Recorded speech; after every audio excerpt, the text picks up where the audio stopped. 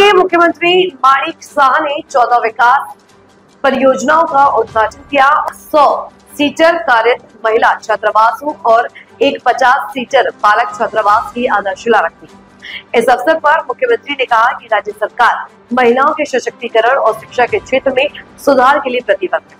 उन्होंने बताया कि ये परियोजनाएं राज्य में बुनियादी ढांचे को मजबूत करेंगी और कार्यरत महिलाओं तथा छात्रों को बेहतर सुविधाएं उपलब्ध कराएंगी। कार्यक्रम में बड़ी संख्या में अधिकारी, जनप्रतिनिधि और स्थानीय नागरिक उपस्थित।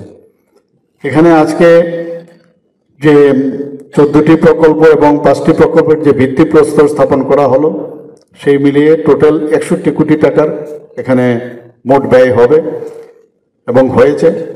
এবং যেসব প্রকল্প এখানে এখন অবধি যে উদ্বোধন হলো তার মধ্যে উল্লেখযোগ্য হচ্ছে জিরানিয়া এবং মোহনপুর মহকুমায় 9টি অঙ্গনওয়াড়ি কেন্দ্রের নতুন ভবন,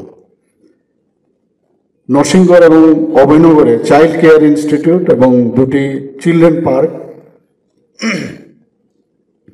অভয়নগর যারা মেয়েরা আছেন সেখানে তাদের জন্য আফটার কেয়ার হোম এবং চাইল্ড কেয়ার ইনস্টিটিউট এবং অভয়নগর অনাথ শিশুদের জন্য স্পেশালাইজড অ্যাডপশন এজেন্সি।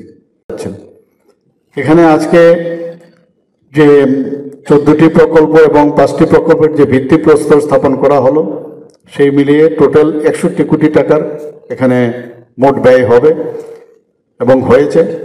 এবং যেসব প্রকল্প এখানে